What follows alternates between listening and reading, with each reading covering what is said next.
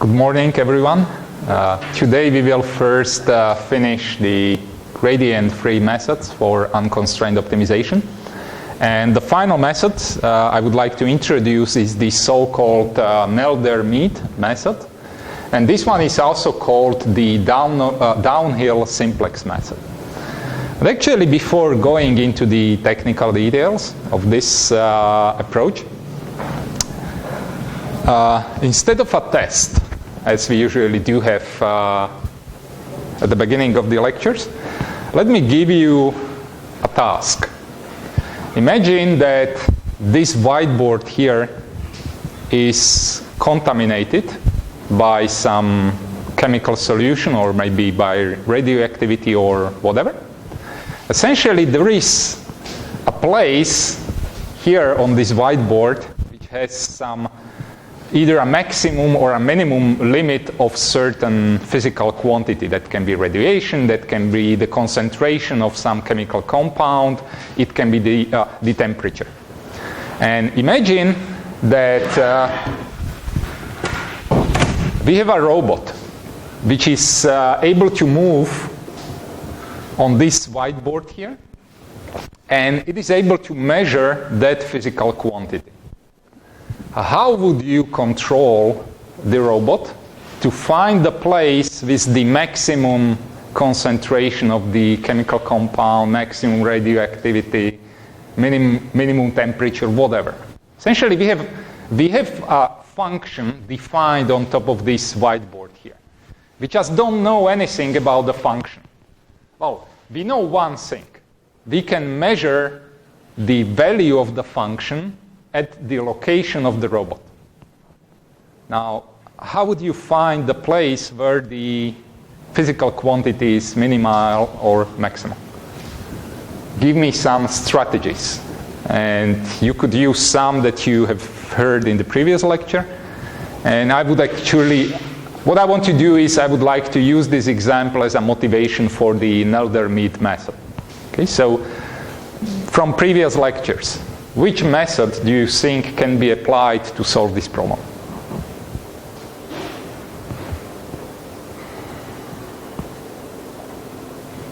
So give me some strategies. So first of all, can we use gradient-based methods like the steepest descent or the Newton method? Why not? We don't know the function. Therefore, we don't know the gradients, and we don't know the Hessians for the Newton method. Okay, so we have to go for the gradient-free method. Okay, so which of them can be applied here? Yeah, how would the Lucy-Akola method work actually here? How does the method operate? So we are at the current position, and we measure the physical quantity. Okay, I will just put some number here. Let's pretend that we are looking at a spot with the maximum temperature. Okay, so the current temperature at this point might be, I don't know, 18.5 degrees. Okay, so what do we do next in the Lucy-Akola method? So we draw a box around the current position. Actually, the box can be the whole whiteboard. Okay, also that can be a box. Okay, so what do we do next? So we select a random point here, okay? And that's easy to say, but actually, okay, so let's suppose I select this as a random point. Then what do? We actually, yeah, so we need to instruct the robot to move here. Then what? We measure. So let's suppose this was 16.9. What now?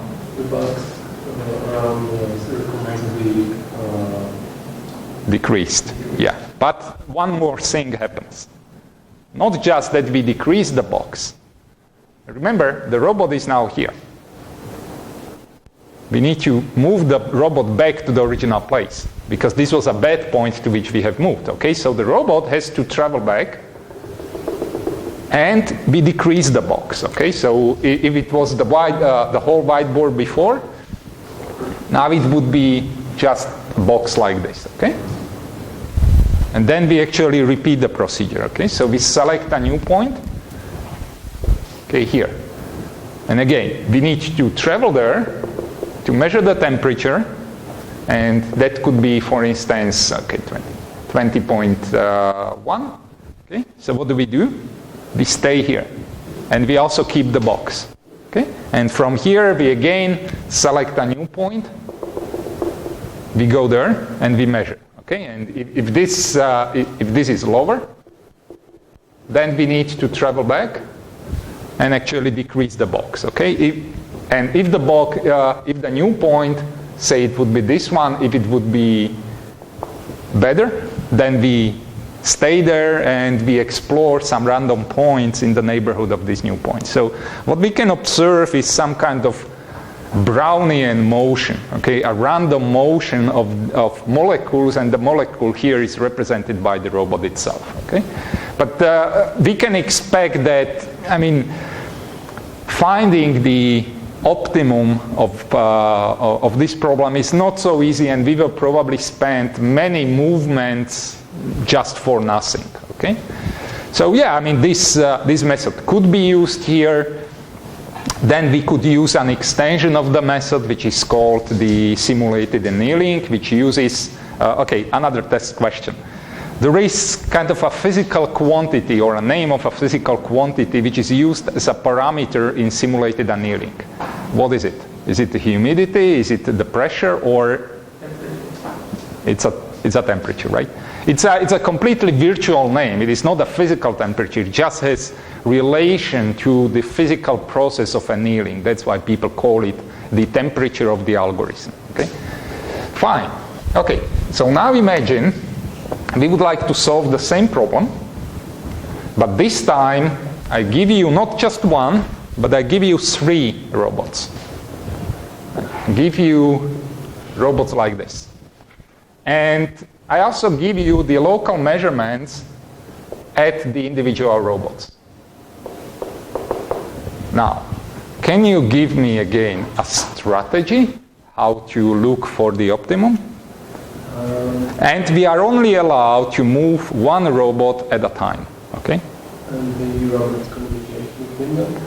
They can communicate with some external computer, for instance. So yes, they do know what are the local measurements. Yes. And they can coordinate their behavior. So which robot would you instruct to go in which direction? That's the question now. Can we divide the whole space into 3 regions and assign one region to one robot? Something like this? Yeah. And then you would do what? Then move in that region. So then you would actually apply a loose Yakola, but only in this region here. That's a very good point. Actually, there is a method, and it's called the particle swarm method.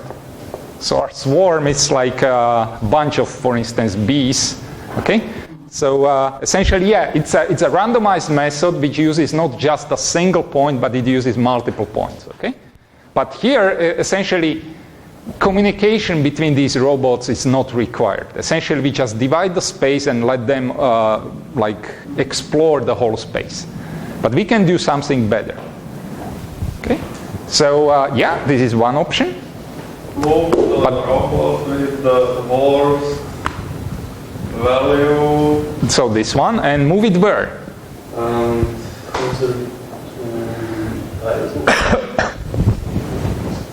So where would we move it? Would we move it in this direction roughly? No. Why not? Before giving the details, try to tell me why you don't think it is good to move in this direction. There is something about those numbers which has something to do with the topic of the previous lecture and also of this. What do these 3 points basically give us an estimate of? Yeah. So here they say roughly in which direction does the value of the function change. Okay, so here we are trying to look for the maximum.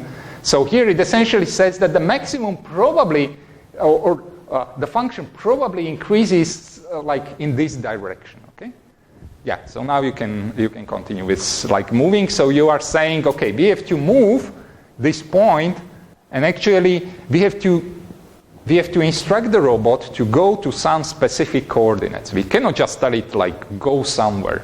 We have to exactly tell it where to go. Okay, so where would you move it? Exactly, specifically. To which position? Yeah, You can, you can, yeah, sure.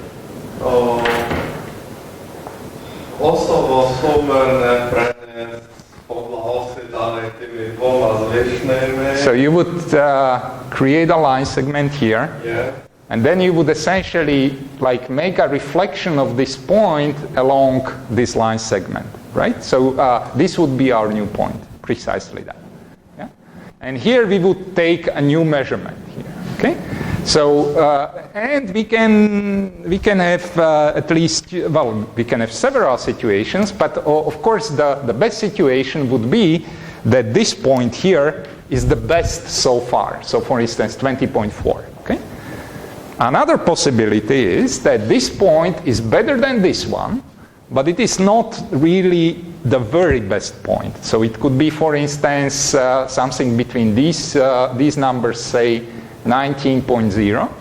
And what could also happen, since we are considering optimization of nonlinear functions, is that this point is even worse than the original one. Okay? So what now? What if the point was the best so far? What do you suggest to do? Essentially, what we said is, while moving here, I have found a better point. So, what can we say? That this was quite a good direction to which we go. So, if we have found a good direction, which gives us better solution, why not to continue going in the same direction even further away? Okay, so this was apparently a good direction, so let's move even further away. Okay, maybe we can find even a better point. Okay, the question is how much further away should we go, but that's just some kind of tuning parameter in the method. Okay, so that's one case. The other case is where the point was better than the last one, but it was not really the best point. So now in this situation that we have now these 3 points with the green value here, this and there. How would we proceed now? What would be the next iteration? Again, the same, right? So we would find the 2 best points. So the 2 best points are these 2, and we would make a reflection of this point here. Okay? So essentially what we can see is that we are flipping the points, trying to go in the direction of the estimated gradient, okay? And this is precisely what the Nelder-Mead method does. So it is a method for unconstrained optimization. It is called the downhill simplex method in the case we would like to minimize the function, okay? So we have essentially 3 persons here. Each of them can measure the height, and they are trying to go downhill as quickly as possible, okay? So this is the so-called Himmelblaus function. Again, we have four local optima. And if we look at it from the contour point of view, then this is what we see. In this case, actually, those 3 agents here, they don't see the contours. Okay? They can only measure the value of the function at their current location. And then they start doing what we have kind of described here. We start flipping this triangle. By the way, this triangle is called a simplex. A simplex is the simplest geometric shape. In this case, 2D, it would have 3 vertices. So a simplex always has one more vertex than is the dimension of the space in which the triangle is placed. So we essentially do something like this. So now this point is the worst, so we flip it. Now this one became the worst, and we flip it, that one, and so on. And we basically proceed until convergence. So one thing that we definitely see here, although it's a little bit premature to say that, this is a local method. Okay? It is local in the sense it does not guarantee finding the global optimum. It all depends on the initial choice of the simplex. if I choose the simplex close to this optimum, I will also converge there. Okay? If I choose the simplex here, even if this is the global optimum, I would probably end up in this point here. Okay? So it is a local method, but it is a very nice method which is frequently used in practice. Especially if you remember, I was saying the example that in the US they have robotic fish which try to find the coolest place in the ocean. And essentially this is what they do. Okay, so they have multiple agents and they communicate and they try to go in the direction of the estimated gradient. Okay, so this method has a very nice kind of practical realization. You can really imagine the vertices of the simplex to be real physical robots that move according to some prescribed mathematical scheme. Okay? So that's the underlying idea of the downhill simplex method. And now come the mathematics point of that. Okay? So we would like to minimize a function which is in the n-dimensional Euclidean space. The Himmelblaus function, we have two decision variables, x1 and x2, so our space was R2, two-dimensional Euclidean space. And a simplex always has one more vertices. Okay, so in this case we have three vertices forming the simplex. So let's suppose that we choose the initial simplex and then we iterate. And actually each of these iterations can perform 4 different tasks.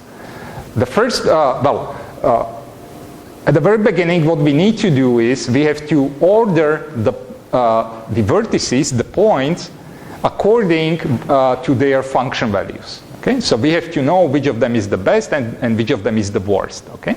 So that's what we do in each iteration.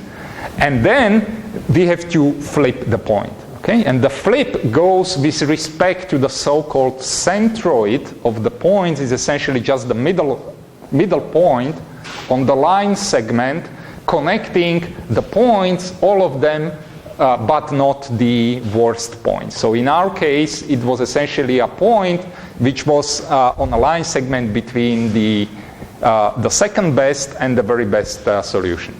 Okay? So we find the center along with which we are flipping the point, and then we can do the flipping. And the flipping is technically called reflection. So we essentially say that we would like to reflect or flip the worst point, okay? Because we would like to go away from the bad solution in the direction of a good solution. So we say we will kind of update the old point by taking the new point and just flipping it along the center that we have just calculated. And this A here, that's a constant which says how long should the step be. Okay, so if you look here, essentially if we do perfect reflection, then this distance here and this distance would be the same.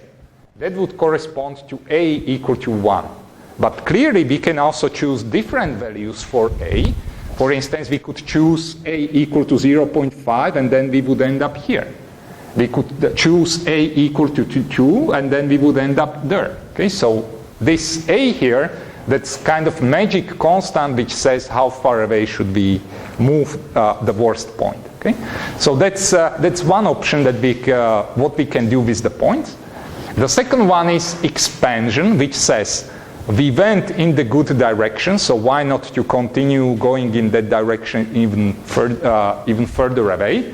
And again, we have some magic constant, which is gamma. Sometimes we have to do contraction. Essentially, it's said we have gone too far away. Essentially, we have not improved our solution. So we have to reduce the distance by which we have moved the worst point. And this operation is called contraction. And then there is one very seldom scenario where we suddenly end up in even worse solution that we started with. And then we have to perform something which is called reduction. So each iteration of the downhill simplex algorithm consists of these 6 operations. Measure the values of the objective function at individual points, then order the points by increasing the value of the objective function, calculate the center point of all points but not the worst point, and then update the worst point according to one of these 4 steps. So now I will take a deeper look at each of these mathematical steps. Yeah? What is the basic difference between contraction and reduction? I think both should be same. Okay, so let me move to that. Yeah. Contraction just reduces one point, and what is not said here, I will say it later. Reduction reduces all points. So here, in these 3 steps, we only update the worst point. In the reduction, we update all points. So let us take a look at the reflection phase. Okay, so what we are saying here is that we have measured the value function, and let's suppose we are in 2 dimensions, so we have 3 points. Okay, so by this ordering, we find out what are the 2 best points, and x3 would be the point which has the highest value of the objective function. So then what we do is that we calculate the center of x1 and x2. Calculating the center is easy, just x1 plus x2 divided by 2. Okay? And then we compute the coordinates of the reflected point. Okay? So we start at the original point and we add to it the a multiple of the center point here. And then we obtain a new point, which we will call xr, and this index r here stands for reflection. Okay? And then we evaluate how successful the reflection was. So we again measure the value function at the new point, and 2 situations could happen here. Either we have reflected in such a way that we have found out the best possible solution so far. So the reflected point is even better than the very best point that we knew so far. Remember, here we were only kind of changing the worst point, okay? And we also had the best point. And here, the improved worst point is now better than the best so far solution. If this is the case, we have found a very good direction, so we go even further in that direction, and this phase is called expansion, will be covered on the subsequent slide. However, it can also happen is that the reflected point is not the very best point. Essentially, it's this green scenario which says the reflected point had function value 19. However, the very best point so far was 19.6. Okay, so we have improved the worst solution, but by reflecting, we didn't find the very best one. Okay, so then what we do is that we remove this point from our data set and we add this new point to the data set, and we return basically to the previous slide where we again have to now order the points. Ordering the points essentially means identifying the point which is the worst. Okay, so in the next iteration, this point is the worst and the centroid is here. It's this point, okay? So that's this one which says if the new point is not the best, then replace the new point, replace the worst point by the reflected point, return to the beginning. Question? Can I have a question? Sure. What if the point where it's 19 degrees was 80, only 80? Exact. Like here it is 17, which is the same. Yes. It must be better than before, but it is still the worst point. Yes. Yeah, we will cover that. It's actually contraction, which said maybe we went too far, because essentially these 2 points, they give us hope that the function value should somehow improve in this direction. But maybe the function was like this, okay? So here, actually like this, since we are maximizing in this specific example. So we have already gone far away through the hill. So we will cover that. Okay? So that's reflection. Okay? So now we are in the case that the reflected point is the very best point, so why not you go in that direction even further? So if we find out that the point is the best, so the reflected point is the best, we find the expanded point by using some larger step size gamma. Essentially these constant here, they are step sizes. Okay? How far away should we go? So we create this expanded point, and if the expanded point is the very best one, then we again replace the worst point by the new one. And we return to the beginning. If the expanded point is not better than the best one, then we said, oh, the expansion was too aggressive.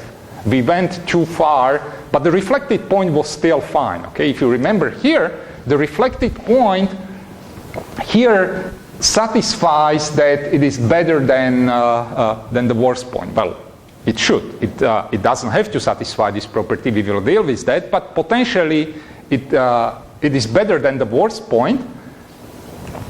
And then what we do is we say, okay, so the expanded point is not so good, so we only use the reflected point as the new vertex. Okay? So that was reflection and expansion. And now we are going to the case that you have mentioned, that yeah, sometimes the point is not the very best one. Okay? So we find something which is the contracted point, meaning reducing the step size, and here instead of ending up here for reflection, so this is the reflection of this point, then we only will go to this point here. So this is the so-called contracted point. Okay? So we will employ another magic constant which is called the rho here, and it says we can obtain a new contracted point, and then if the contracted point is better than the worst one, we have a new kind of candidate. We kick out the worst one and we instead employ this one. Okay? So that's a case where it was at least better than this one. Okay? Okay, now I have realized that actually why did you want to put 18 here? Because actually we have 4 cases. Yeah, that's right. Okay. So you were saying actually about this one. So this new point here, it is still better than the original, but it is still the worst among those 3 points here. Okay, so this is where contraction would be applied. Okay, so here it says this point was the worst, but it was better than the worst one. Let's decrease it and hope that we will find a slightly better solution. Okay, but we can also have a 4th option, and the 4th option is reduction. Sorry, do we have reduction here? Yeah. Actually, it's here. Essentially, even the contracted point, that means this one, is still the worst point, and even worse, it is even worse than the one we have started with. Essentially, then what we do is that we do contraction, and contraction means that we only keep the best solution. So the best solution is here. And all remaining points we essentially make smaller. So we essentially put them here. So we make the triangle smaller. Okay? So that's the final phase of the algorithm, which says for all points, but not the very best one, try to decrease the triangle because it was too wide and it was not kind of concentrated enough to give us a reasonable estimate of the gradient. Okay?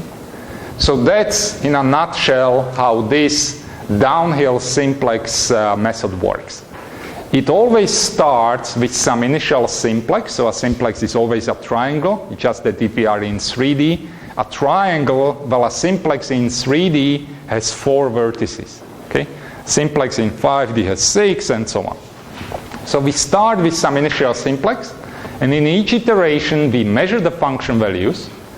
We order the points according to the decreasing value of the objective function, if we are minimizing. If we are maximizing, then obviously the best point is when it's larger in the function value than the others. And then we start flipping. Okay, so to flip, we have to know around which point should we flip. So we calculate the centroid. And then we either do reflection, expansion. So here it was essentially improving the worst point. Here it was also improving the worst point, but by not sufficiently much. So we had also to reduce, to contract. And the least likely case is where even the reflection gives you even worse solution that we have started with. So then we have to do reduction. We have to actually make the triangle smaller. Okay. And the typical values of those magic constants are like this. So for reflection, we use A equal to 1, which just means really symmetric reflection. For expansion, gamma equal to 2, meaning go twice the distance of the reflection. For contraction is minus 0.5. Well, the reason for that being minus is that to contract, we have to subtract this quantity. Okay, so that's why rho is negative. So it means end up between 0 and the coordinates of the reflected point. And for the reduction, again, it is usually recommended to use a value of 0.5. So these relatively simple steps, they allow us to come up with some kind of robotic implementation of the optimization procedure.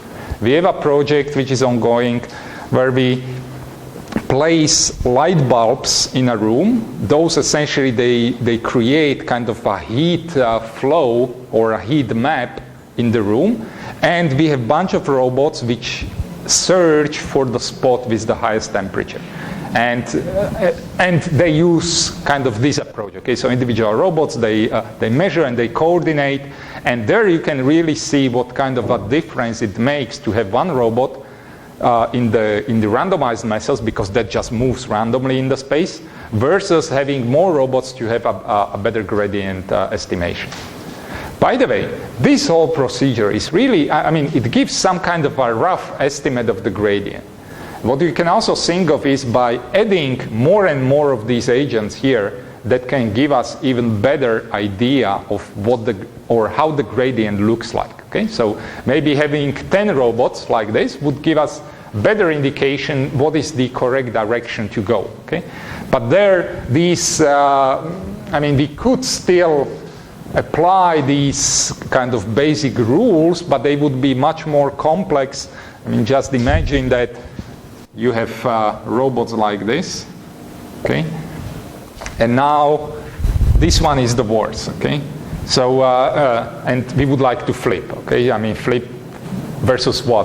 Do we find the two best points? It could be these two can have the highest value of the objective function when maximizing. Yeah, we could still flip here and kind of move the whole formation around. So it can be extended, and it gives probably fewer number of iterations because the estimation of the gradient is even better. What people, especially in robotics, what they do is they not only have kind of local robots like this, but they also put them on a kind of a circle, and they let them rotate along this circle. So then essentially the center of the circle moves, and even while that's moving, even the robots here, they circulate. And it can be shown that this circular motion then gives even better estimation of the gradient. And here you can see some resemblance with extremum seeking, right? Because essentially these oscillations, we are using these kind of oscillations in extremum seeking, okay? So that's essentially the combination of extremum seeking with the downhill simplex method. So really these methods, they are very versatile, okay? So here, this is one of the very few examples where you can build up kind of a mechanical implementation of the procedure. So imagine that your company is producing robots for cleaning up radioactive spaces. First you have to find the place with the highest radioactivity. Okay, so here it just means give me 3 robots and implement these rules, and the robots will on themselves find the spot. Okay, you don't need to know the function a priori. So that's what makes these methods very useful, and they are frequently used in practice. So a small summary of this downhill simplex method, or the Nelder-Mead method. So it is essentially a point-wise estimation of the gradient. We don't know the gradient itself, but we at least know kind of based on the local measurements, how does the function change. It is a local method, so it is not a global method. It can be stuck in a local optimum. And therefore, it is very important to choose the initial simplex appropriately. If you choose it close to a local optimum, you will also end there. Okay? But the advantage is that it only requires measurements of the objective function. We don't need the gradients, we don't need the Hessians. We don't even need to know the analytical form of the objective function. All we require are measurements, nothing else. So to wrap up previous lecture and what we have said today, we have talked about gradient-free methods. And we have seen that they basically divide in two categories. The first one is are purely random methods, like the Lucy-Akola and simulated annealing. Both are global methods, but the first one only accepts improvements. That means it might have slow convergence, while simulated annealing also sometimes accepts solutions which are not necessarily improving the objective function if the temperature is high enough. And it can be shown that this notion of temperature and including it into the optimization algorithm improves the speed of convergence. Okay, so this is the preferred method in practice when minimizing a function for which you don't know anything. Okay, you don't know the function itself, you don't know the gradients. This is a very successful method frequently used in practice. The second set of methods was using the approximation of the gradient. The first one was the Extremum Seeking, where we have used periodic excitation signals and approximate derivatives to find out the approximate value of the gradient. And we have seen that the great advantage here is that this method, since it is basically a dynamical system-based method, it can be directly used to optimize behavior of dynamical systems. So it's one of the very few approaches where the method itself is very compatible with the problem it solves. Okay? All the other methods are for static problems, okay? While this one is also for dynamic optimization. And the Nelder-Mead method, we have seen that it is a local method where we use a simplex to essentially find, well, to get rid of the worst point and add a new point and repeat until convergence. And the nice thing about these two methods is that the first one allows for completely non-digital implementation, since it is a dynamical system-based method. And the second one is also very practical because it directly corresponds. I mean, we know what those vertices represent. They are agents, physical agents, which measure the value of the objective function. Well, even in these two methods, even in Lucy-Akola and simulated annealing, also those points, they can be represented by physical agents. Okay? So these methods, they are very relevant for solving practical problems. Okay? But they are only for problems where we don't have any constraints. That's why in the second part we will start covering methods which we can apply to solve optimization problems where we also have constraints.